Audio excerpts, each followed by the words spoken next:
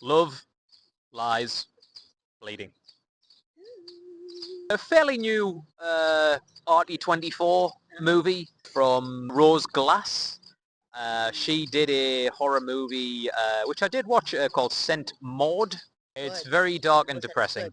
So yeah, in this one, this new movie, fairly new. Kristen Stewart, Ed Harris, Dave Franco, Katie O'Brien. My first movie with her, you've seen before. She's in Running Man, baby.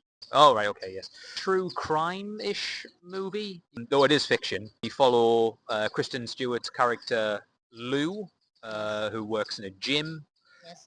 and she meets a gym goer, Kitty O'Brien's character, Jackie.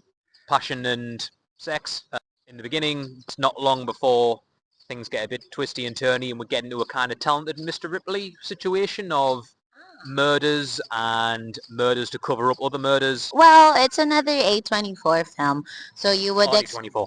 RT24. By knowing that, you would expect there's a bit of craziness in it. Aside from it being a true crime feeling of a movie, it does have a still bit of craziness that you will see at the very end. But I would say the whole context of it is it's a big ass revenge plot, and I just want to say I have felt more for Kristen Stewart here than in Twilight. She has more color here. In terms of Katie O'Brien, hi. She's actually quite nice. She also stars in The Running Man, and she's this macho, cool girl in The Running Man, which also works here. It is funny and sexy, but I feel like there's zero character development. The bad decisions are up to the roof. Every character made some bad decisions. The main thing is the love between Kristen Stewart and Katie O'Brien, which didn't have enough build-up in terms of the timeline. That's only few weeks. And to have that kind of revenge plot, killing, murder, and like saving each other, for that, I would have left. Other than that, I would say Dave Franco. That was actually kind of cool. I recently watched Now You See Me, Now You Don't, which of course Dave Franco's there. He's always been this fun, jumpy, cool, funny guy for me. But here in this movie, he's an abusive husband. And surprisingly, it was actually quite nice. I hated him to bits. All in all, it is fun to watch, but plot-wise, there's not much to hold on to. Every idea was pushed in, but everything was just raw. Like it was not explained thoroughly. Each idea did not have its own scene. It wasn't cooked very well.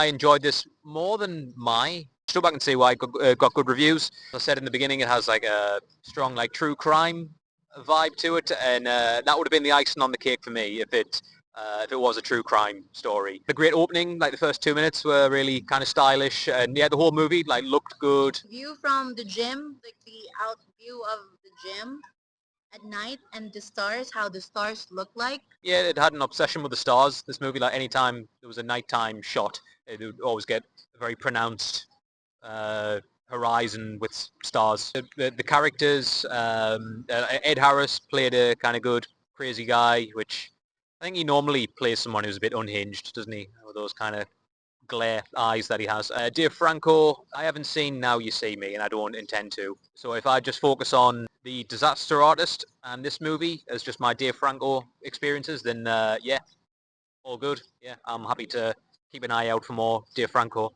I felt it was a good, strong opening, but I think just towards the end, I don't know if I liked it towards the end.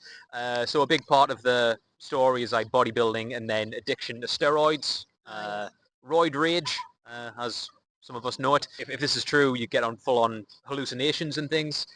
So it kind of goes in like substance territory towards the end. Some like body horror thing. Yeah, we're getting lots of like freaky hallucinations and things, and yeah, that was it. Just did.